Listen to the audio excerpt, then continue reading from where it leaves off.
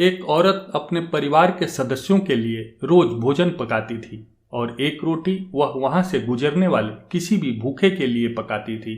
वह उस रोटी को खिड़की के सहारे रख दिया करती थी जिसे कोई भी ले सकता था। एक कुबड़ा व्यक्ति रोज उस रोटी को ले जाता और बजाय धन्यवाद देने के अपने रास्ते पर चलता हुआ वह कुछ इस तरह बड़बड़ाता, जो तुम बुरा करोगे वह तुम्हारे साथ रहेगा और जो तुम अच्छा करोगे वह तुम तक लौट के आएगा। दिन गुजरते गए और ये सिलसिला चलता रहा। वो कुबड़ा व्यक्ति रोज रोटी लेके जाता रहा और इन्हीं शब्दों को बड़बड़ाता, जो तुम बुरा करोगे वह तुम्हारे साथ रहेगा और जो तुम अच्छा करोगे वह तुम तक लौट के आएगा। वह औरत उसकी इस हरकत से तंग आ गई और मन ही मन खुद से कहने लगी कि कितना अजीब व्यक्ति है, एक शब्द धन्यवाद का तो देता नहीं है और न जाने क्या क्या बड़बड़ाता रहता है, मतलब क्या है इसका। एक दिन क्रोधित होकर उसने एक निर्णय लिया और खुद से बोली, मैं इस कुबड़े से अब निजात पाकर रहूंगी। और उसने उस रोटी में जहर मिला दिया जो वो रोज उसके लिए बनाती थी। और जैसे ही उसने रोटी को खिड़की पर रखने की कोशिश की कि अचानक उसके हाथ कांपने लगे और रुक गए और वह मन ही मन बोली, हे भगवान, मैं ये क्या करने जा रही थी। और उसने तुरंत उस रोटी को चूल्हे की आंच में जला दिया।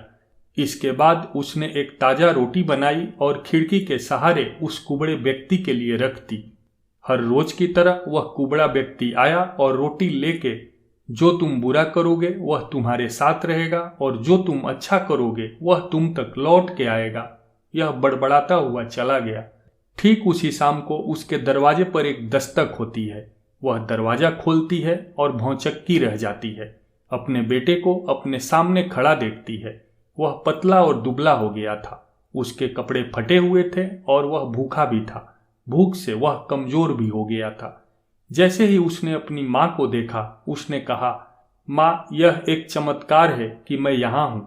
आज जब मैं घर से 1 मील की दूर पर था, मैं इतना भूखा था कि मैं गिर गया, मैं मर गया होता, लेकिन तभी एक कुबड़ा व्यक्ति वहां से गुजर रहा था। उसकी नजर मुझ पर पड़ी और उसने मुझे अपनी गोद में उठा लिया।